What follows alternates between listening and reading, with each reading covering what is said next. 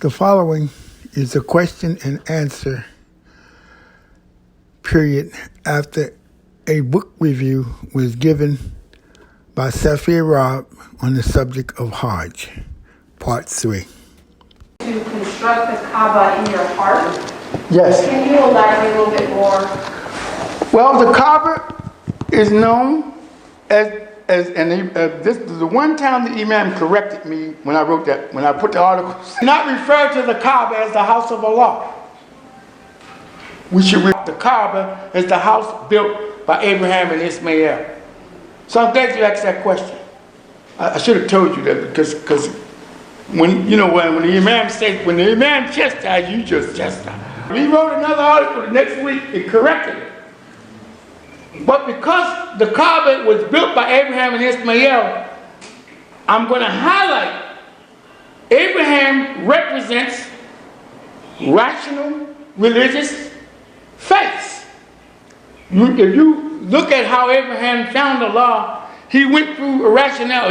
First he took the moon for his God, took the stars for it, took the sun, but he finally concluded that the creator of all of these things was his God, which is Allah.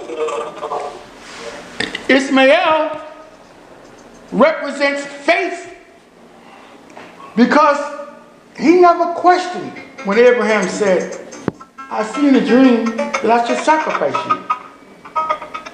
He said to hear is to obey.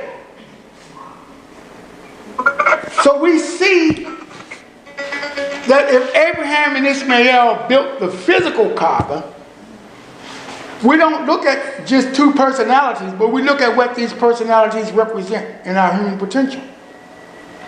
So the Kaaba should be the focus by which we direct our attention to the worship of Allah. This is what we all practice. When we come into the masjid, we make salat, we turn towards the Kaaba. We call it the Qibla. So we should do so with the house that we build inside of us, with our rational religious understanding and our faith. I don't care if our faith is a baby, which is what Ishmael was. We should be about the business of constructing the Kaaba inside of us and focusing the attention towards the worship of Allah. Did I answer your question? Yes. Assalamu alaikum. Wa alaikum assalam. Yeah, so you mentioned that you went on Hajj for the first time 41 years ago, but that you went a second time. Yes. How did you approach it differently the second time you went when you were much more knowledgeable about the meanings of the rites of Hajj? Good. I'm glad you asked that question. I really am.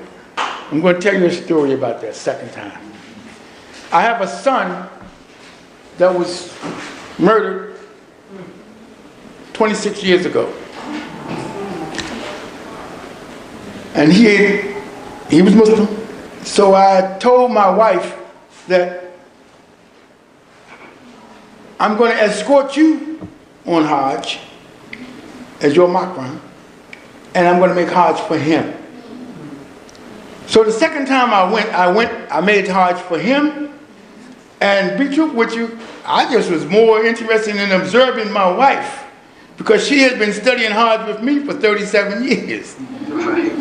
And I was more interested in the effects of her. And that's what we did. But the story I'm going to tell you is, we were on Arafat. And she said, she gave me a phone call. We had cell phones this time. This was 2 years ago. She said, Saafir, I'm in a room with a whole bunch of women. And I went outside and I saw some buses about 2 blocks down the street, and one of them had a number 8 on it. I said, well, I'm in a room with a bunch of guys. So I come out and I go looking for where these buses are parked at. So finally I get to the place where I see the buses, and I look for the number 8 on one of the buses, and I did. So there was an aisleway with some buildings at the end of that aisleway. I walked down that building, down that aisleway, and I got got down there and I saw the building. She was outside waiting. So her name is Dale. I said, Dale, do you know what this means? She said, no, what it means to you, Saafir? I said, this means that I can say I met my wife at Arafat.